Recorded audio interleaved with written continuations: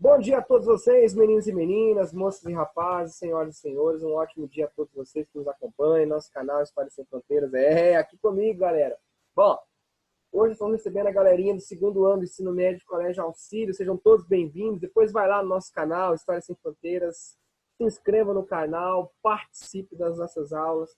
É um local de debate, é um local de grande conhecimento, desenvolvimento intelectual aí no campo da história. Certo, galera?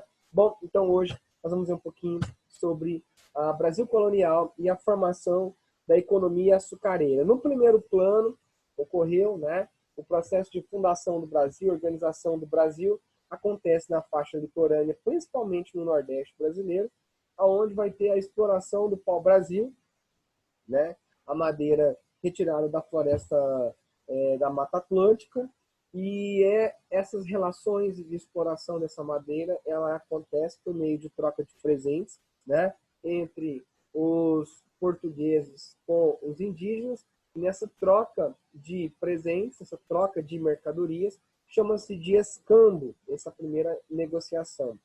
O que motiva o índio a retirar a madeira é os presentes. Dentre eles, né, você vai ter espelho, vai ter colares, vai ter facas, vai ter facões, vai ter machado. Outra situação também, num segundo momento. Então, primeira situação, relação amistosa. Segunda situação, casamento de portugueses com as filhas dos chefes tribais. Então, agora são laços familiares. Quando os homens saem para caçar, todos os homens vão juntos. Quando os homens saem para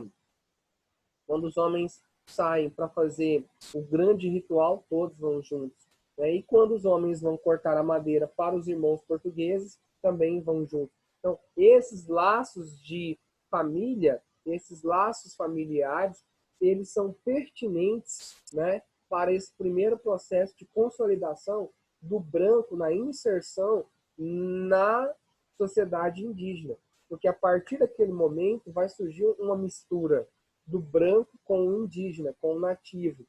Num segundo momento, eu falo assim, mas em terceira situação, vai ser o quê? Nós temos um processo amistoso com algumas tribos no litoral e que as tribos que estão no interior da colônia são inimigas das tribos do litoral. Então, os portugueses vão lutar contra esses inimigos. Além disso, esses portugueses sofrem ataques, né, de outras tribos. Então, toda tribo que ataca um grupo de brancos, uma comunidade de brancos no litoral brasileiro, esse grupo é considerado inimigo dos portugueses, inimigo de Portugal. Aí sim, inicia uma guerra, um genocídio dos portugueses atacando esses grupos de indígenas, transformando-os em escravos. A partir daí vai ganhando essa legitimidade no processo de captura de indígenas considerados como inimigos da coroa portuguesa, inimigos dos portugueses que aqui habitavam. É engraçado que, né, o cara invade uma terra do índio, é isso que vale chamar a atenção, ele invade a terra do índio, e aí o índio que já mora aqui é considerado inimigo dele. E aí agora ele tem que escravizar esse indígena. Deveria ser ao contrário. O índio que deveria, né, prender esse branco e escravizar porque ele invade a terra do índio. Mas na sociedade indígena não tinha essa ideia, e nem tem essa ideia de que a terra é uma propriedade privada. Não, mas que a terra é algo divínico, né? Que a terra me trouxe para a vida. Então eu tenho que devolver de volta à terra aquilo que é da terra. É uma outra relação antropológica entre os homens com a natureza, diferente dos portugueses, naquele momento, um pensamento mercantil, de colonização, de exploração, com relação às terras novas. São dois mundos, duas formas, duas mentalidades de ver a mesma realidade, né? São as chamadas perspectivas de olhar histórico. De um lado, o português, que ocupa a terra nativa, inóspita, selvagem, e em contrapartida um indígena que vê aquele branco amedrontado, né? Vê em alguns momentos, em algumas tribos, tem um prisma de inimigo mesmo, que ele vem para matar, e tanto que esse debate, né, entre os indígenas, né, essa notícia de que o branco é ruim vai se espalhando para as tribos do litoral, né, e vai se espalhando para o interior. Muitos indígenas, e aí é válido lembrar, muitos indígenas vão fugindo do litoral, avançando para o centro-oeste. Quando ocorre, lá no século XVIII, a descoberta do ouro no sertão, muitos indígenas vão migrando para essa região aqui. E assim, quanto mais vai avançando a pecuária, muitos indígenas vão avançando para a região amazônica. Então, já imaginou cair na sua prova, cair no seu vestibular, né? Em algum momento, né, cai para vocês o seguinte: olha,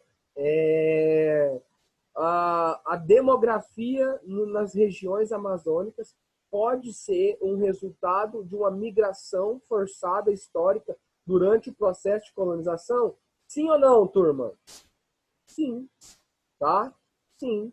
Por quê? Porque isso faz parte do processo, né, violento dos brancos ocupando esses territórios, e obviamente tinha a matança, a captura, é a chamada expedição, bandeirantismo de captura, né, de apresamento, de apresar, né, de capturar índios. Isso sempre houve durante o Brasil colonial, né, em vários momentos houve isso aí. Tudo bem? Bom, esse período, vai se instalar então no outro momento, a economia açucareira, que percorre todo o litoral brasileiro, desde Natal até chegar em Santos, São Vicente, tudo bem, São Paulo. Então você tem uma produção açucareira, um processo de desmate, né, ali naquela faixa. E qual a vantagem de produzir no litoral brasileiro? Primeira situação, toda vez que a gente estuda sobre economia açucareira, lá no ensino fundamental, a gente fica naquela situação, nossa, que novidade, né? Isso chegou de repente. Não, não, não. Primeiro plano, a economia açucareira não foi algo ingênuo, tá? O método de produção não foi nada ingênuo. Tudo aconteceu na África, nas ilhas africanas. Como assim, professor?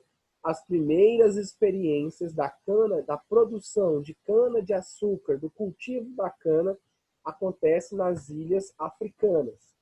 Essas experiências do século XV para o início do século XVI são importadas para o Brasil, trazidas para o Brasil. Então, os portugueses não começaram do nada.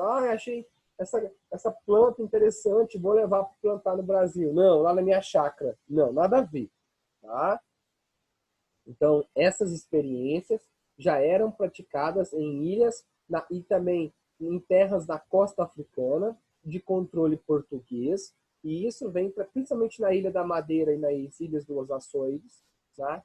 Então, os portugueses, ao chegar aqui no Brasil, durante esses 30 anos de contato e exploração, percebe também que é um território, uma região de clima tropical, um solo de massapê, um solo favorável, um solo aquoso. E cana precisa, a planta precisa de água para ela produzir a sua sacarose, certo? Ela tem que ter água para produzir mais glicose ali, né, sacarose na sua com relação à produção do cultivo da cana-de-açúcar. Outra situação, por que eles vão plantar a cana-de-açúcar? Porque tem mercado consumidor. Então não basta apenas eu plantar a matéria-prima, tem que plantar e produzir o açúcar. É onde nós vamos ver o sistema de produção. Toda uma linha de produção que lembra muito a uma indústria, uma divisão de tarefas, divisão social do trabalho, certo? E esse produto já produzido no Brasil, né, o produto já na sua parte final, vendido lá na Europa, ele era de grande valia, ele tinha um grande valor agregado. Tudo bem? Nós vamos observar mais na frente uma participação do capital holandês no financiamento da produção, do transporte, do refino e da distribuição lá na Europa. Por quê? Portugal, deixa bem claro aqui para vocês, os portugueses produziam aqui e né, os comerciantes portugueses compravam esses produtos, esse açúcar, levavam para Portugal, os holandeses compravam lá em Portugal. E de Portugal, os holandeses levavam para a Holanda, triturava aquela barra de açúcar mascavo, refinava ele, clareava ele e revendia na Europa, certo? Por isso que o açúcar holandês ele tinha um valor agregado muito elevado, muito caro. Porque até então, na Europa, isso é Fernando Brodel, no seu livro sobre a Europa no século XV ao século XVIII, ele vai falar, né, na questão privada das pessoas, que para adoçar uma bebida usava-se mel ou açúcar de beterraba, tudo bem? Beterraba branca do leste europeu, principalmente da Rússia, tá bom? Bom, avançando aqui, nós estamos apresentando para vocês as áreas de produção de cana-de-açúcar no litoral brasileiro, tá? No litoral brasileiro, nós estamos observando essa faixa de produção de açúcar. E aí nós vamos observar a estrutura de produção. Bom, em primeiro plano, tudo começa o seguinte. Nós temos a casa grande, a casa do senhor, tá? A senzala, aonde ficavam os escravos. Aqui aparece a moenda, que é o local de produção da cana-de-açúcar, ou engenho, tudo bem? A casa de engenho, com todo esse processo de produção.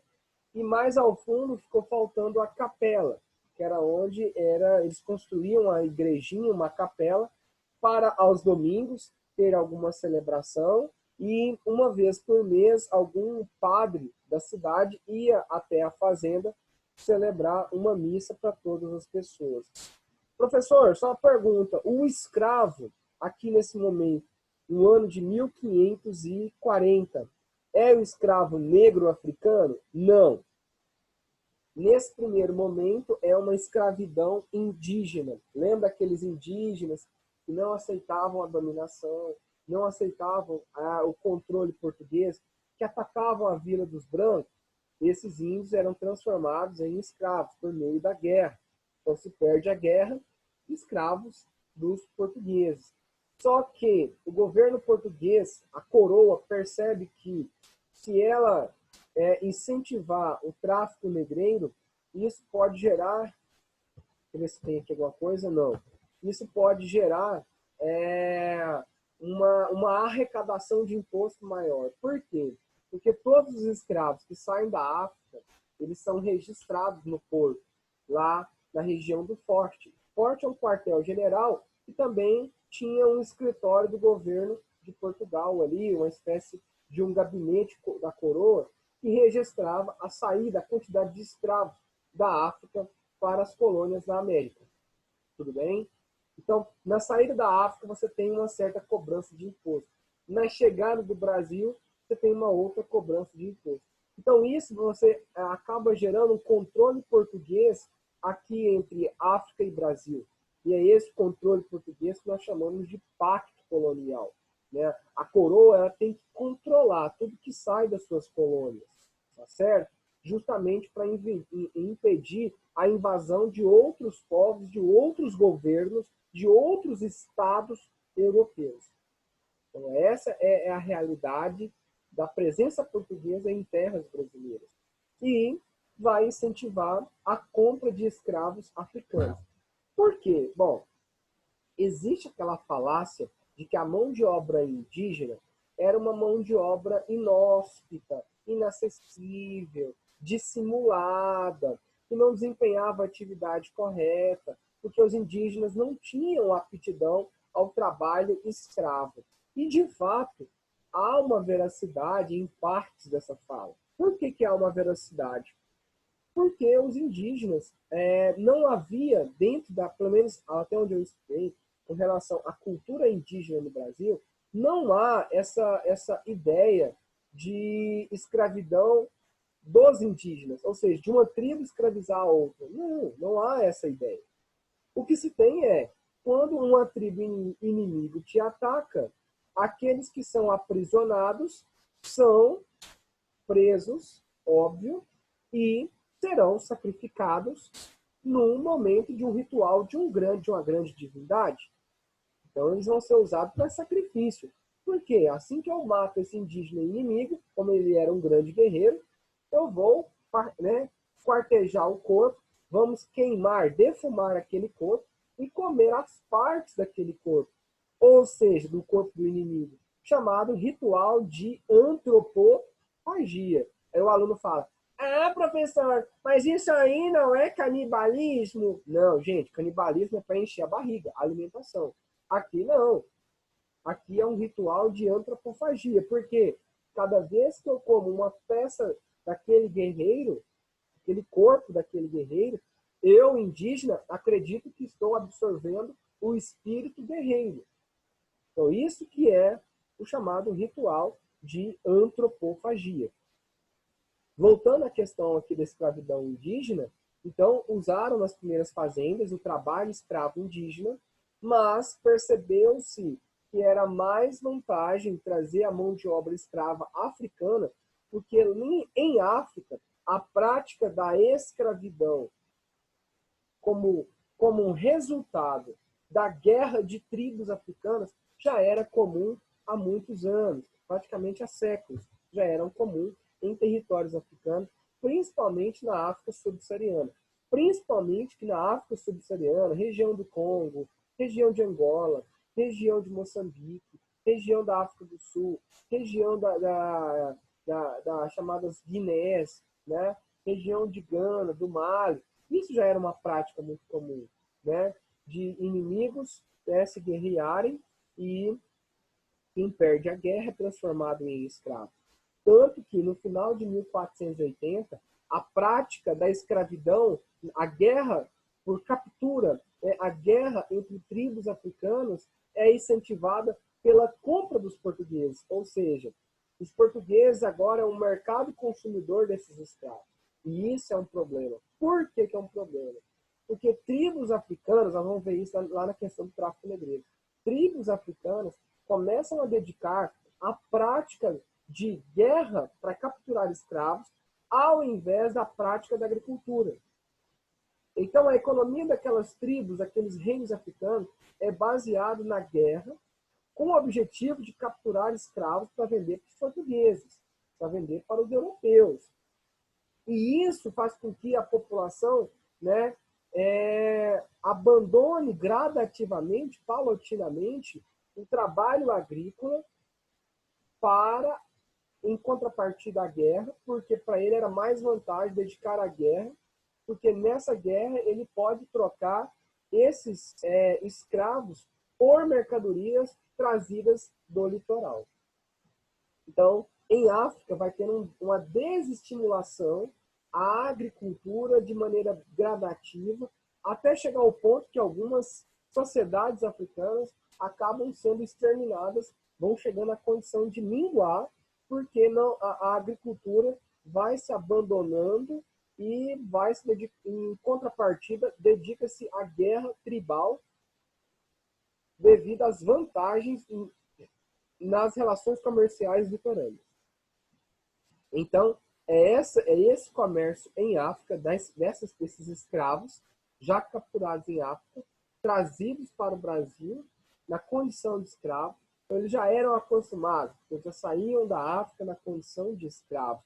Né? Ele foi transformado em África, com as guerras africanas, em escravos. Tudo bem?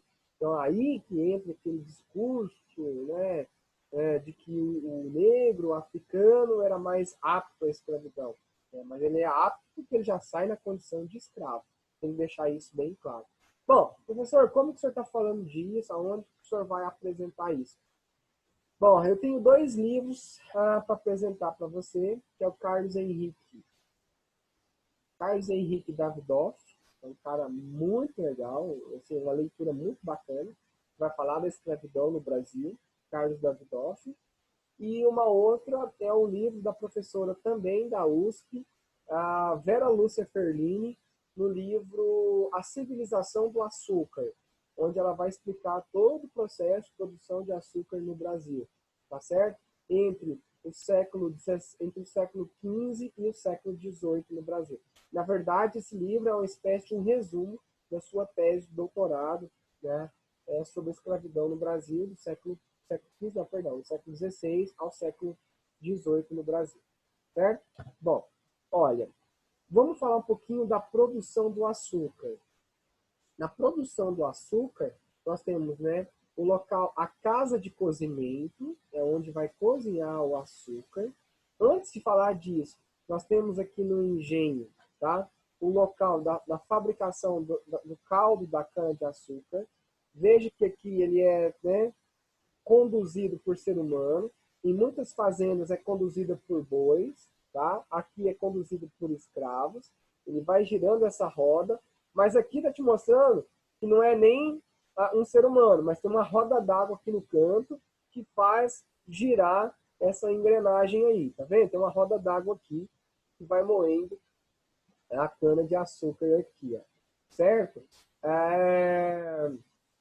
Nós vamos observar o seguinte, não era todas as fazendas assim, essa aqui é uma grande fazenda. Existe 3 tipos de trabalho na fazenda de cana-de-açúcar, que eu quero chamar a atenção. Aqui, a distante, existem as pessoas que são chamados meieiros, são aqueles que produzem na meia, tá? Eles produzem arroz, feijão, são agregados da fazenda, pessoas agregadas, que produzem arroz, feijão, criam animais, plantam abóbora, mandioca. Então, parte da produção alimentícia, ela é paga para o proprietário da grande fazenda. Ou seja, eu deixo você morar na minha fazenda, você vai ter um pedaço de terra, e em troca, você vai produzir para mim alimento. É nessa hora que muitos historiadores dos anos 80 fala-se de uma ideia, de uma relação, de um feudalismo no Brasil. Muito cuidado, que isso não é feudalismo, tá? Isso não é feudalismo. Lembra muito o colonato no início da Europa feudal, mas não é feudalismo. Tudo bem? Tá? Tem um historiador muito legal que vale a pena a falar sobre isso, que é o Nelson Werneck Sodré. Eu só não me lembro o nome do livro dele, que vai falar a respeito dessa mão de obra, dessa força produtiva no Brasil no período colonial. Eu tenho uma mão de obra meieira, livre, meieira, que ganha por parte de produção.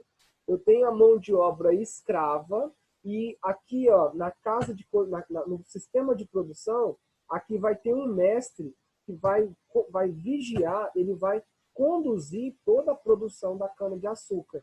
Esse cara é chamado de mestre do açúcar. E fica claro, né, esse mestre do açúcar na obra da Vera Lúcia Ferlini.